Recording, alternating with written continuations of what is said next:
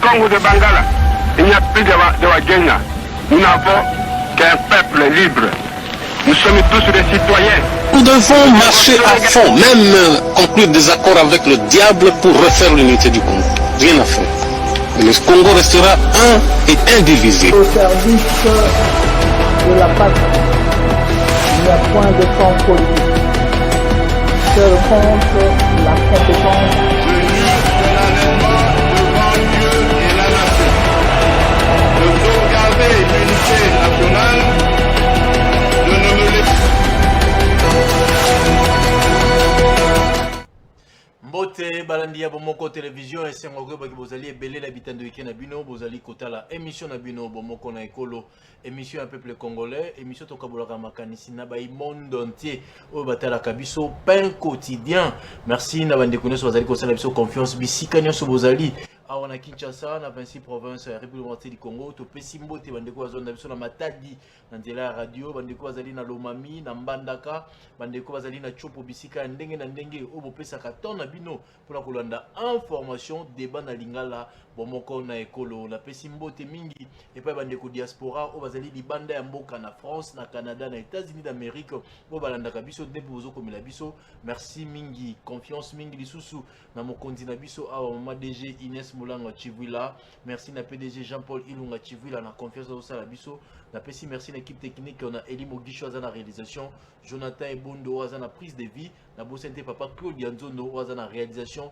il y a émission Oyo. Avant tout on la débat na biso boebi semaine passée et ça qui tolé na monde entier, na Kinshasa, na Congo mobimba peli banda ya mboka vidéo et tambolaki oyo mwana mboka maître Irlène Badila oyo akendaki kosale là-bas na monga fula pont malheureusement pont et bukanaki biso etanki bomoko na ekolo chaîne d'investigation to kitaki na terrain to landela nini lekaki kuna certes to kiti na terrain to solo na population nini lekaki kuna to pesa une vraie version d'abord maître Irlène Badila azali mwana mboka oyo azali natif ya monga fula oyo déjà azalaka na ba ONG na ebele kuna na kati ya monga fula notamment à la centre esthétique on a bana basi ndeni ya kosala musala asalaka ba action ebele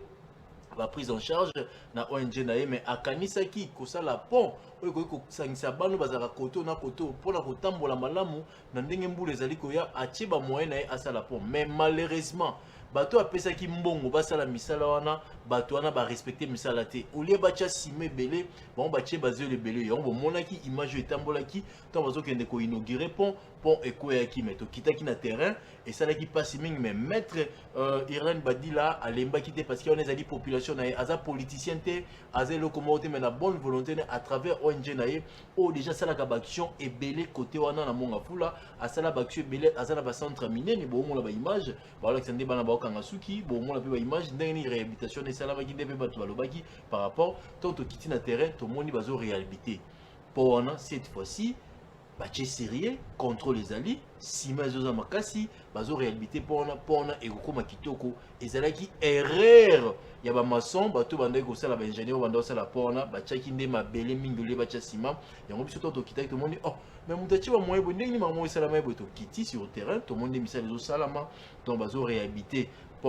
et puis côté on a bana balobi que non maître Irlène Badila azali maman o asala ka action azali politicienne te azali na muto pouvoir te mais azo sala ba action na pour na quartier na compte ya ONG na ye ko sala ka bola mon la population o azali démunie yango biso tanki bomoko na ekolo to kitaki na terrain to ngato lobelango avant émission na biso banda mais TV za radio te tozo ba image oyo ndeni ni bazo sala musala pour na ko réhabiliter pont ndeni population lobaki na ba photo ndambo oyo asala centre minier ya esthétique bana basi bazo ba okanga suki ko sala soin de visage mambe belé maman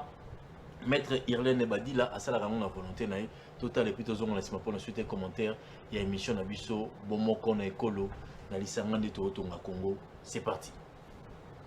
Lokola membre ya ONG na merci beaucoup biso na ONG na biso toza na politique te toza en politique po o bazolo ba wana nyoso o baza député o baza sénateur soki nani aza bongo te donc asalaka makambo na motoki na ye moko asalaka ye moko moto atiaka ye liboko aza te abundaka ye moko na bapropre moyen na ye oyo eza ONG eza makambo ya lelo te abandi kosala salisali ya mingi eza nde baingénieur bazalaki corrompu na bato misusu bakutanaki na bango toyebi bango te banda kala balekaka awa bamonaka mai oyo bamonaka pont oyo te bakoka kosala pont awa te ye mwana mokie abundi na bamoyen na ye mpona ya kosunga po te bato balekaka mais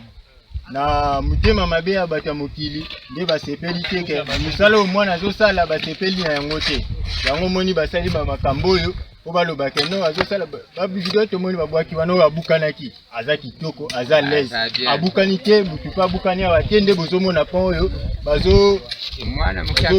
yango mosala yango ezosala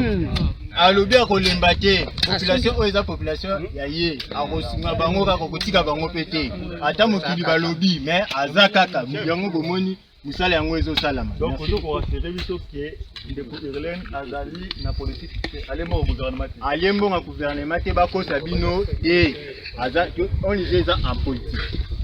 c'est en politique oui, merci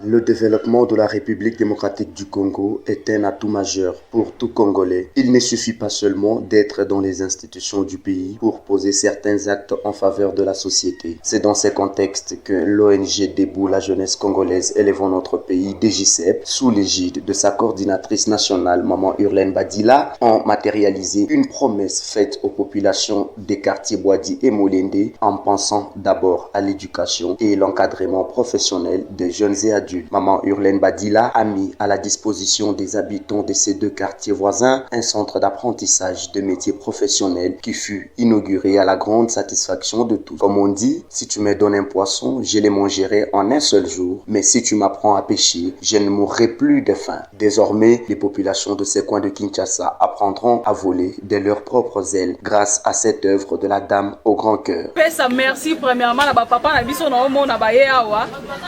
Ba papa ba boti biso ba yebi biso banda to zale bana mikie ba orienté lelo pe to sote ma liboso na bango to sepeli na présence na bango to bandi da ko senga bango liboso. Merci pour na présence na bino ba papa. DJCEP na biso eza ONG ebele to yebi yango déjà peut-être ba papa ba ye lelo nde ba yebi DJCEP te. DJCEP eza ONG Debout la jeunesse congolaise élevant notre pays. Toza apolitique, toza politique te. Car ande balobaka asbel sans but lucratif. De DJCEP wana ye lisu lelo liboso ya bandeko na biso nyonso ya Boadi, ba papa na biso ba mama na biso.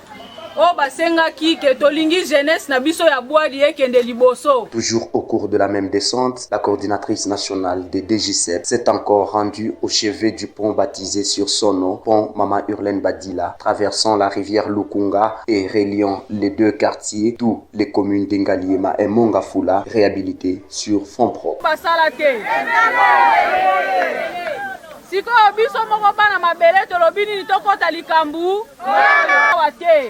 Bon, auto salut depuis que la population molende ko katisa. Est-ce que tu kolinga tu entretenir yango toto baby sa yango? Entretenir yango. To sali yango pona sentiment te. To sali yango po sunga biso batu ya molende. Ngai na bino to yebi moko mambula soka beti lukungu etondi to moyo to kata na Boadi. Exacte. Bana kin. tomema DGCF na mitema kaka nde nalobaka ONG oyo eza ya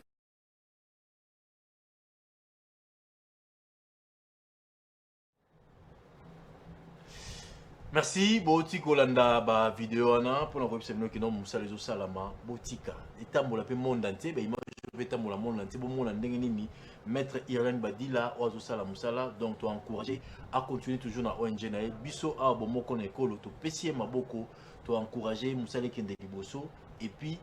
Alembate, ezali mokili zalara, bongo maman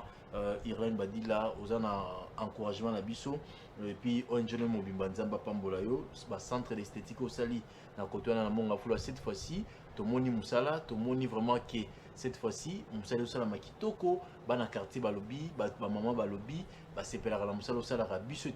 et déranger biso makasi étant que chaîne bon moko na ekolo, to linga tout ça l'investigation pour la mambozo le kanakati ya mboka na biso, ya moto linga ki avant to kota na kati ya débat na biso, to meka un peu kolobe la situation, na to éclaircir peuple congolais boy ba keno, maître Irène Badila azana ONG nae oyo esalaka misala ebele na parti ya monga fula oyo asala bacentre ebele bacentre d'esthétique mpona objectif moko te oyo politique non mpona kosunga population mais malheureusement bato apesaki mbongo basala mosala basalaki mosala malamu te batiaki zelo ebele oyo na place ya nsima ya bomona baimage na ntango ya inauguration mpo ekweyaki mais alembi te atie susu bamoyen ge botali tv eza radio te ndenge nini bato bazali koréhabilité mpo wana donc cette fois-ci mosala ekosalama kitoko tokokita na terrain mpo tozwa baelili wana toya nango lisusu mwa ndeni mpo esalamaki epuis mpona kokata riban merci le temps tokota na deuxième partie ya débat na biso bomoko na ekolo oyo tokolobela makambo ebele pénurie ya carburant tokolobela